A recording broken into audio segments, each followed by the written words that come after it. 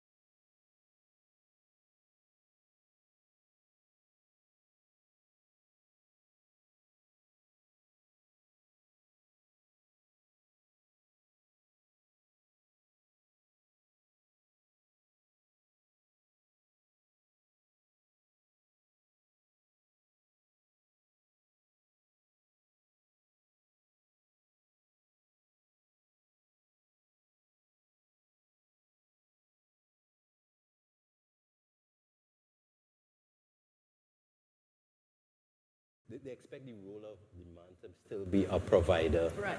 in the initial sense of the 60s, 70s, and 80s. Okay.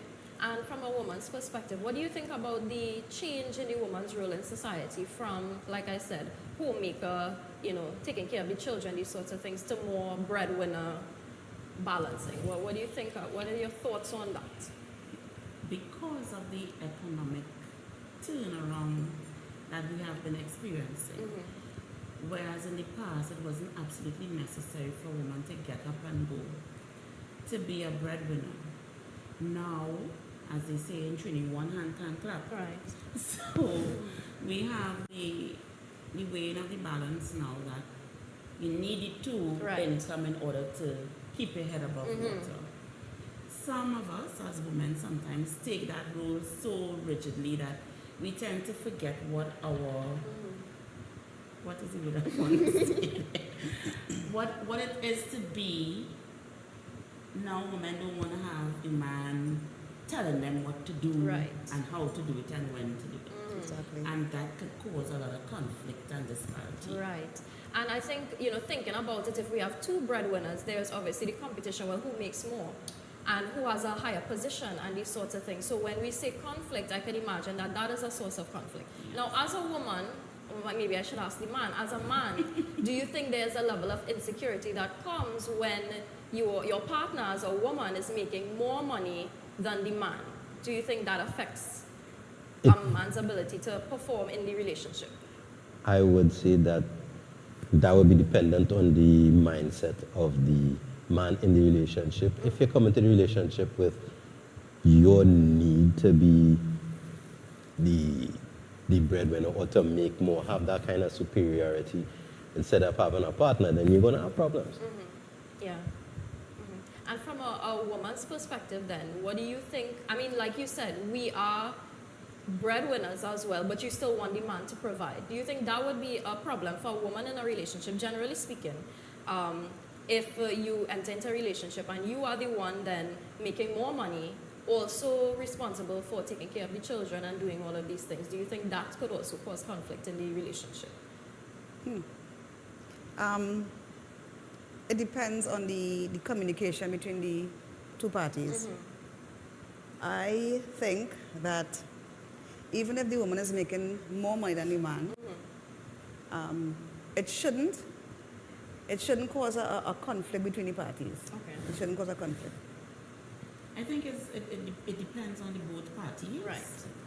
And what you discuss with each other. You see, if you have a common ground and a mindset, this is our family, and you lay your cards on the table and you sit and you discuss, and communication is key here, Right. then it shouldn't occur. But it also depends on mindsets as my, Yes. yeah. Okay, I understand. And coming back to the initial question I would have asked in terms of reasons in the play for why didn't I get married. I heard the church mentioned a lot. Again, without giving any spoilers into the play, what is the role of the church then, or the responsibility of the church for why persons don't get married? Some of their rules are, how to put it, boy? Stringent. Okay. It's, as we would say, long time thing. Yeah. I mean, everything is modernized now. Right. So basically, it's just a waste. Okay. All right. Any other perspectives here? I would say if you could look around in many of the churches, there are a lot less men, and I would say eligible men in the church. So I could see the problem being looking into the church for a husband, but if we're supposed to be equally yoked Right. with brethren, where else are we going to find these men? Correct. Yes. And while we're on that, what do you think is one of the reasons then that the population of men in the church is so low? As an active church-going member and a member of the male community, I would say we have a responsibility to make our presence in the church known, but what has been the struggle is prioritizing church. And that is the issue. Because sometimes, whatever day your church, has corporate worship, a lot of people choose that time to rest, or they could, watch it online, which has become very pervasive in this technology-based era. And being present in the church isn't so important. Yeah. Any other perspectives? Why you think the population of men in the church is so low? We could look at also the activities that takes place in church. A lot of them are more woman-centered, whereas men, some of them will go in the bar and sit down and talk with the Socialize. partners and socialize. I don't think we have enough men-oriented activities in the I would church agree. Okay. to draw Men. men into church. Understood. And for those church leaders who may be listening and thinking, okay, all right, so we don't have enough men-oriented activities, what suggestions would you give to a church leader about activities that would draw men into the church to solve that problem then? We have to find out what men like. Yes. Let's hear Sports. from the man. What do men like? I would think sports would be one. There'd also be a challenge would be getting men to open up. I would be very honest, and to have constructive, vulnerable conversations where we don't feel judged. So I would say you wouldn't get men going to therapy, you would say. You would more likely see men talking in the garage, one-on-one, in that kind of situation. And I think finding common grounds with one another, we will have cliques, which is a very big thing in church, which kind of cause division. But where those common grounds reside, I think that activities could be formed around those kind of things. Any other suggestions? I think men need a safe space. Just like you said, that they don't feel judged and they don't feel, a lot of times we as a church tend to, tell someone, talk to me. And when they come and they open up to you, next week they hear it, like Joan, like Mary. So we need to have confidentiality also among ourselves, where people will say, yes, I can confide in X and not hear it down the road afterwards. Correct. Yes. And a lot of men are hurting, and like he said, they don't want to go therapy. But they are not finding that place in church where they could open up and be free and not be victimized. Is that the right word I I would want to say so. say? Yeah. Based on what they have been through. Yeah. I think some of them are going through stuff in their marriages and they are keeping it to themselves because they have no one to talk to.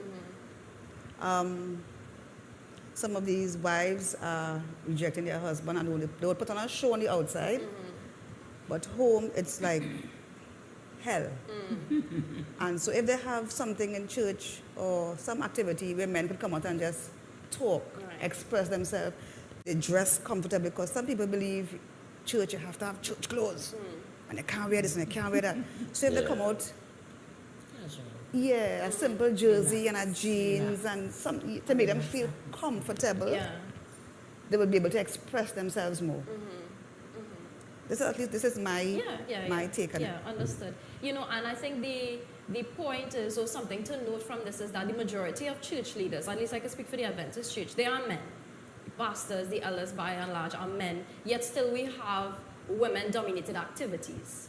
And I think that's a point to note, because if the men are the ones leading, then why are the men not pushing for activities that draw men? Exactly. So I think that's something for all the pastors, the elders, the deacons, those watching, to really think, well, what am I doing then to reach out and support my gender, my sex? And I think that's important because, like you said, and it's correct, the men are depleting in the church. And when a young man joins the church and sees all the older men drifting apart, I don't know what the younger men would be expected to do when you just see the example, just leaving the church and things like that. But, we made some very interesting points so far, and I'm looking forward to the rest of the discussion. But right now, we're going to go to another commercial break. When we come back, we're going to hear from the playwright himself, Alan Charles, about why didn't I get married. So we encourage you to stay tuned for that. Every thread holds a memory, every color a promise. At Baker's Flags and Emblems, we understand what these symbols mean. We craft each piece to carry the weight of our history, the brilliance of our future. From the spirit that forged us to the vibrant tapestry we are today, our flag witnesses it all. Carry our story proudly. Choose Baker's Flags and Emblems. Visit us today. You're viewing Real TV. Thanks for choosing us. Yes, people, you have been waiting with bated breath and you have been asking. The Future of Talk is back with yours truly, Heavy Duty, and my co-host, CC, and we are live on Real TV from 4 p.m. to 6 p.m. every afternoon, Monday to Friday. Yes, you heard it, Real TV. Right here, yours truly, Heavy Duty and TC, the Future of Talk is back. Yep. Right?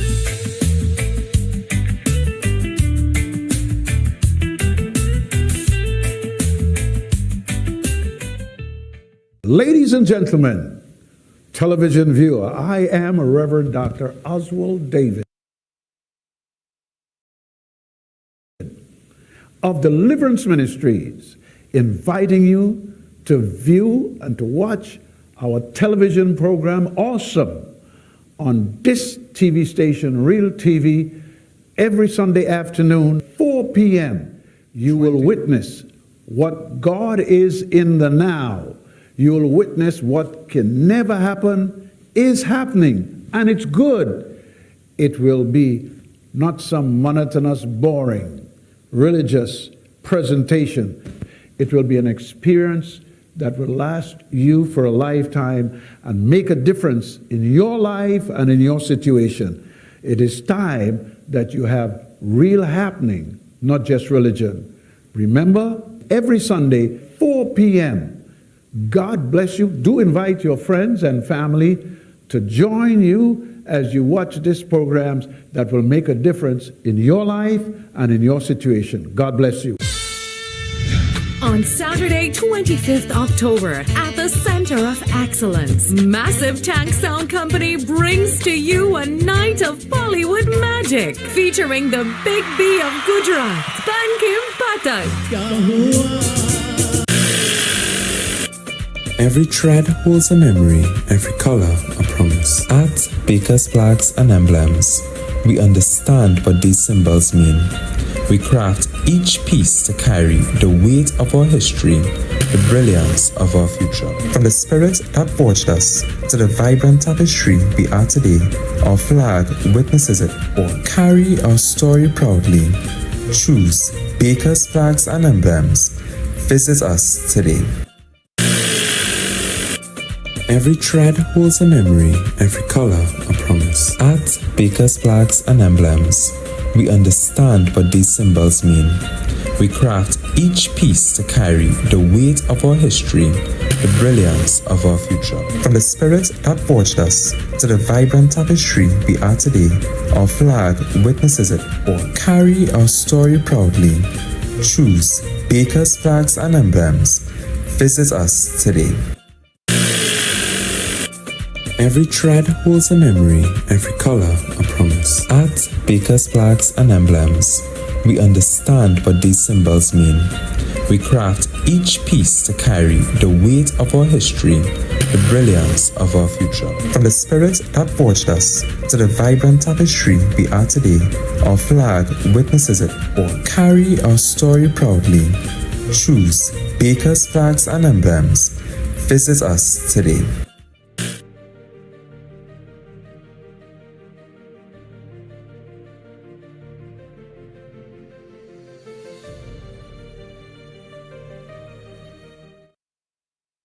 Welcome back to Victorious Lifestyle here on Real TV. We know that you all are having a very wonderful time so far. And so we just want to remind you all to call somebody, text somebody, send the link and let them know about this very interesting discussion that we are having about the phenomenal play, Why Didn't I Get Married? And of course, we have the playwright here, Alan Charles. Could you tell us a bit about the inspiration behind or the reason for writing this play, Why Didn't I Get Married? Okay, so first and foremost, back in the UK, there was a book written by some single people. And in one of the chapters, the writer says that she's angry at the church because the church sold her and her peers lies. And the lies was, as a woman, prepare yourself to be the Proverbs 31 wife, get your job, your career, your house, your land, equip yourself to be a wife, and your Boaz will come along. They've now reached their late 50s, early 60s, and Boaz hasn't turned up. So there is no husband, there's no children, but yet their peers who left the church are married with kids. They're not married. And so they feel that the church didn't do enough to bring men into the church. Because there is a man shortage in the church. They say it's 7 women to 1 man. So you've got 7 women fighting over the few men that are in the church. And on top of that, they're also saying that the few men that are in the church are not equipped. They're not ready for marriage, emotionally, spiritually, financially. And so they feel frustrated and angry at the church for not doing its job in attracting men and empowering the men that are there to be Boaz. You know? And then another guy, Dr. Umar Johnson, stated that the church has a vested interest in keeping women single. Because women, as you said before, they earn more than the man, they're more educated than the man, so they have more resources for the church. If you get married now, your resources is taken away. And so it was from that scenario that I thought myself, should the church be held accountable for the high levels of single women in the church? Does the church purposely keep women single for its own benefits? And so the play is presented in a semi-courtroom forum where the church is put on trial and asked, what are you doing to get more men into the church so that the women can have more options for husbands? And 2, are you really and truly keeping the women single for your own benefits? All right, very, very interesting. Now, something I'm interested to know is we say the church. My understanding of the church is not a building, the church is people. So when we say the church is responsible, who are we talking about? Exactly, and so in the play we do explore that as well, because sometimes when we think of the church, we think of the pastors, the leaders, the elders, the deacons, but we are the church.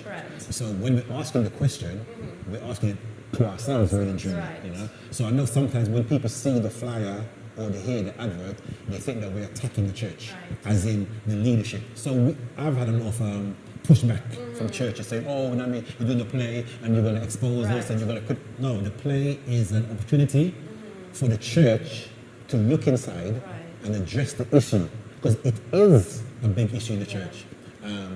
Women not having partners. The Bible said it's not good for a man to be alone. We are social beings. Yeah? The men are okay because the men have a choice of 7 women to choose from. The women don't. And not every woman has the gift of singleness. You know, some women are quite happy, deal for their husband, they're cool with that, they're nice, but some women want a man, need a man, crying for a man. And when you ask the church, what are you doing? Leaders, what are you doing to get more men in? The standard answer is, well, we're preaching the gospel and who come and who don't come. But at the end of the day, if you recognize that there is an issue in the family, it's your duty to fix that. So what are you doing intentionally to get more men into the church? We notice that the Nation of Islam have no problem attracting men. The black Hebrews have no problem attracting men. But our churches are failing to attract men and to keep men and to empower them so that they can be... And remember as well, it's not just a single issue. It also affects marriages. So you're putting pressure on the few married men in the church, with all these single men and all that single imagery around. Beautiful single women, am I saying? We don't want to address it, but there's pressure on the married men. There's also pressure on the married women, because they're looking across at this single woman with suspicion. You see your husband talking to a single lady, all kinds of things are going through your head.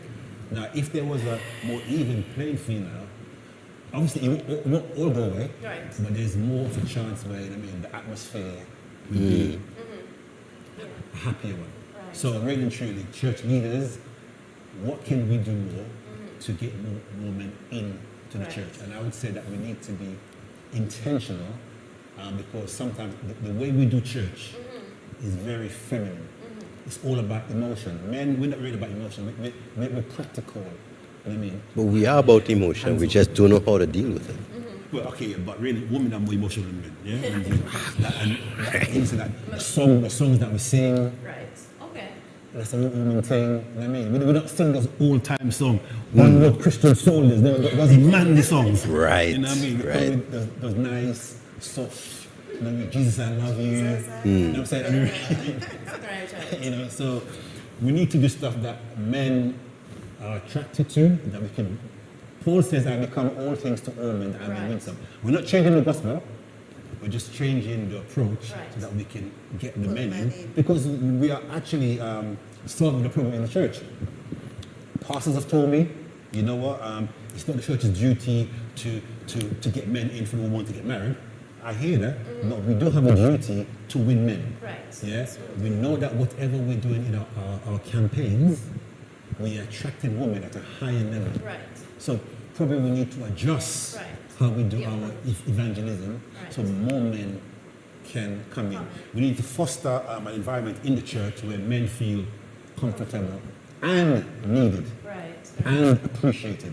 You know, because like I said, they come into the church and it's all woman this and woman that, and we would love women, and you guys have got all your programs and your seminars that caters for you, but not so much for the men. Yeah, and you made a point earlier about the churches, the leadership is mainly men. So how comes if the leadership is men, we're not attracting more men? Right. You know, some people say that there is the alpha male syndrome, where you as the man, you want to be in control as the man. Right. And sometimes you may feel threatened by other strong men around you, so you surround yourself with females. Right. So your position is not, that's another aspect.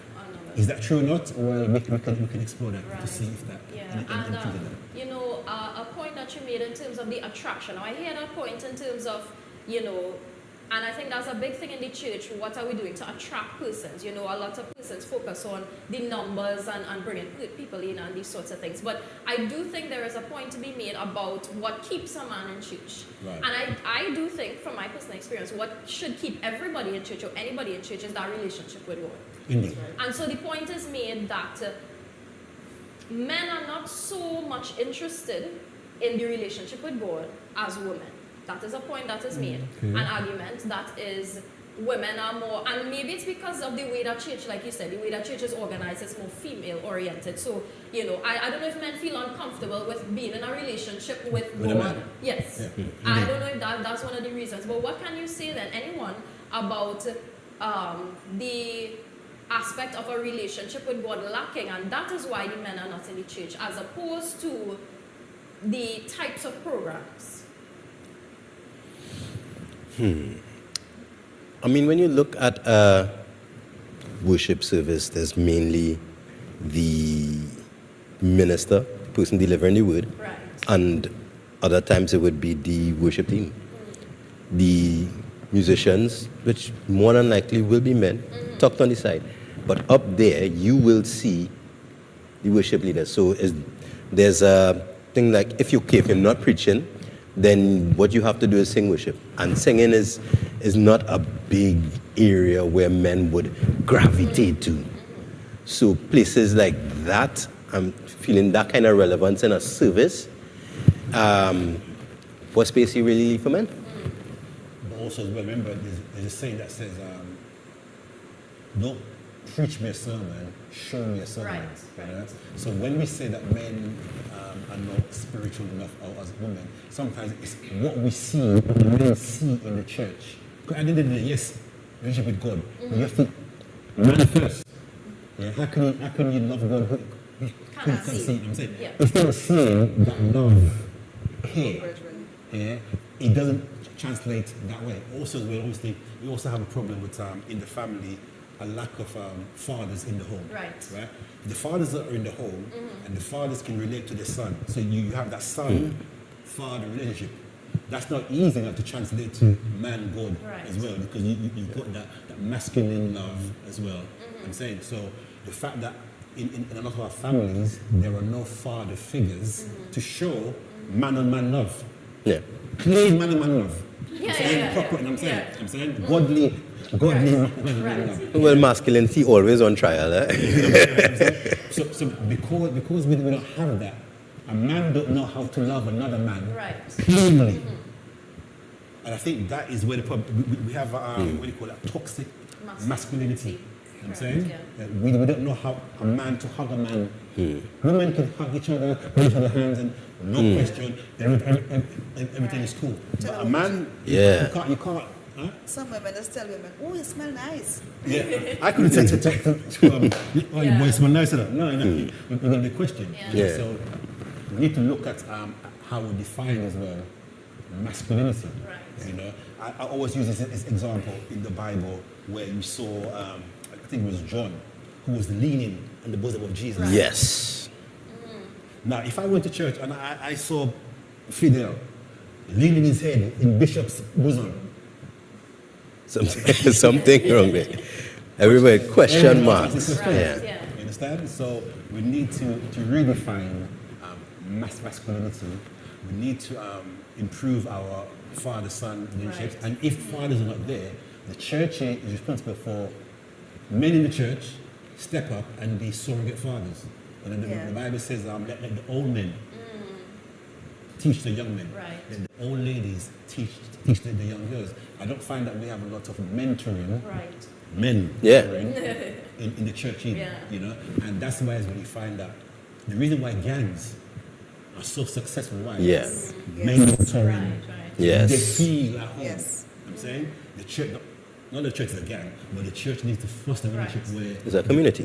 The community where the young men feel they can go to church and Be accepted, feel well apart. Yeah.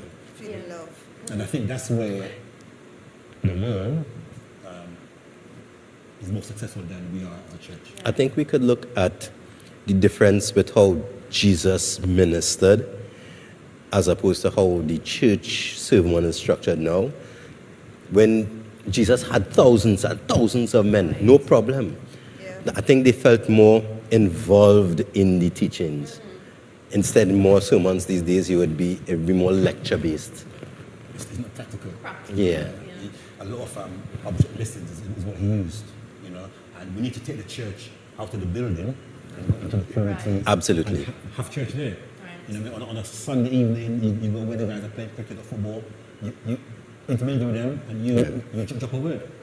The barber shop, same thing. Wherever the men are, you go in and Jesus befriended them. Yeah? We're not saying that you're going there to become like them, but you're going there to influence them. You know, you meet them where they are. And when you're talking about influence, in the days of Christ, there was almost a religious autocracy where the church or the temple, the spiritual leaders were almost on the level of kings. Now, in today's culture, that's not the case. And again, our pastors don't have the same reverence Yes. as yesteryear. You know, yesteryear, if you're in the community and the boys are cursing with you and a pastor walk past. Everybody hush. It's true. It's true. Now,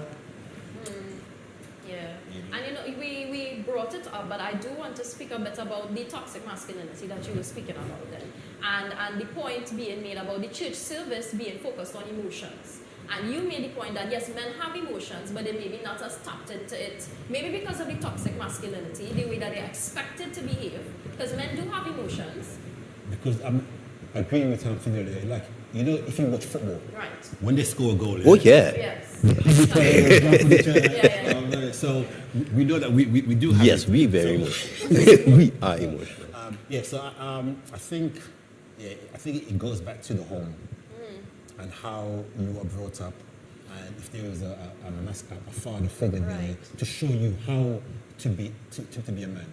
And unfortunately, in today's society, a lot of absent father Right. So like I said, the church needs to step up. And I've heard it said represent. that the only acceptable emotion that a man could show is anger. Yeah. So we are emotional. Right. Yeah. So, but for men listening then and thinking on, well, I grew up in a home where I didn't have a proper male figure to show me how to deal with the emotions and how to deal with it in a healthy way and express myself. What advice would you give them then? Because yes, we understand that the church has a role and responsibility, but I also think that you as an individual, to understand yourself, your well-being, your physical, mental, emotional health, and how to express yourself. What advice would you give that man who may be dealing with toxic masculinity and wanting to, enter into that relationship and wanting to access his emotions in a better and healthier way? I would say seek out a male friend of the family, whoever, who can mentor you, who you can talk to, who you feel safe with, and who you can share with. Right. It's good to talk, and we all need somebody to talk to. So I would say you must have a neighbor, even somebody at school, at college, or wherever you are, that you feel that you can relate to, that you can trust with what you're going through. But we need help. Right. We need to talk, and we need that support. Right. And what do you think then, if there is, what is the role of a woman then in helping a man, if there's a role at all, in dealing with toxic masculinity, in dealing with their emotions? Because many times you would have a wife trying to get a husband to talk, trying to get a husband to open up. I could tell something is wrong, but you're not telling me what's wrong. And I've been told by many husbands that they feel the sense of responsibility not to share their burdens. I am the man, I am responsible to, if we have financial problems, that's not her responsibility, that's mine. And so I'm not going to tell you about it, I'm going to deal with it myself. But your wife could clearly tell something is happening. What advice would you give then, a wife trying to get a husband to open up, but there's this reluctance? Right, so I guess you have to reach a stage where the man feels secure that he can become vulnerable to speak to you about anything on any level. Right. And I think a lot of men, we are afraid to show you who we really are because we feel that you're probably going to be judgmental or you may run away. So and remember, that's what man is brought up to, keep everything in. Right. As he says, you only express anger. You're supposed to be in control. Right. You don't cry. You don't show any emotion, and you keep everything, and you're the problem solver by yourself. So you keep everything in and you solve it by yourself. But remember, the woman is meant to be your helpmeet. Yeah. She's supposed to be a support to you. So whatever your visions, your dreams are, she'll be able to share it with her, and she's able to encourage you to do your best without emasculating you. Sometimes, a lot of times, the way in which the woman speaks to the man or relate to the husband can be very... Yes. And I've heard time and time again, men may be physically stronger, but when it comes to verbal, nobody could beat a woman. Women could out-talk, out-argue, these sorts of things. So it's very, I understand that point and it's very valid. Yes, it does hit deep. So we're running very close to our end time for this morning. So before we wrap up, just any final words for those of you who are listening with regards to the play? Why didn't I get married? Any information you want to let the viewers know? So, Saturday the 1st of November at USC, 7 p.m. and on the 9th of November at SAPA. You can get your tickets from USC campus. Abigail. Living Legacy in Arima, Maranatha in San Fernando. And Arlene's Mall, Arlene's Lower Mall. Charlotte Street. Yeah. And you can just check us on Facebook, Alan Charles, or any of the cast members for tickets. But come along, Why Didn't I Get Married? We were here back in May. We had a wonderful time. Now we're back. Our host is USC. Big up to Pastor LaFleur. Tickets are for USC is $200 in advance, $225 at the door. And for SAPA, it's $225 in advance, $250 at the door. Right. And it's 6 o'clock on the 9th in SAPA and 7 o'clock on the 1st in USC. South people, you tell us always come to South. We are coming. We don't always get the support from South, but we are coming for you. Please come out, show the love. We're coming for you. So. Yes, and last thing, could each of you all just give the viewers one reason why they should come and see the play? Just one reason per person why they should come see the play. It's worth it. I enjoyed my role. It is worth it. I don't know what else to say, but you laugh a lot, you learn a lot. It's worth it. Come out, come out, come out. I would say that you're in the play. You will hear yourself and some of your own views in the play, and it has its place in the discussion as to why people aren't married. And as I always say, that it's more than a play, it's a conversation that we need to have. So we want you to come and hear some of the reasons why people are not married, and you may even be the reason why a lot of folks are not married. What do I mean by that? Like, one of the reasons women say they're not married is that they look at marriages. And I don't want that. I don't want that. Yeah. So when it's their parents or their friends or people in church, so sometimes we as married people are preventing single people from getting married. Preaching. So it's a conversation that we need to have, and we hope to, as we work together, we can create solutions and resolutions for the situation. Right. And if you thought this discussion was interesting, you have to go and see the play. Obviously, it's much more interesting, much more entertaining than this discussion. And it's a lot to look forward to. Like I said, I saw the play earlier. It was absolutely fantastic. And I would encourage each and every one of you to make that investment to go and see this play. It's much more than just a night out. So I want to encourage you, don't go by yourself. Make sure to invite your friends, invite your family, invite your church leaders, your pastors, your elders to go out and see this play. Starts, like you said, sparks a conversation that needs to be had in the church, and really change what is happening in terms of, like we said, marriage is at an all-time low and is not really desirable and all these different things. So a lot of important issues to be addressed. Again, we want to thank you for joining us this morning, and of course you can tune into Victorious Lifestyle on Real TV every morning from 9 to 10 a.m. We thank you for joining us, and we look forward to seeing you next week. And at the play. Yes. Right.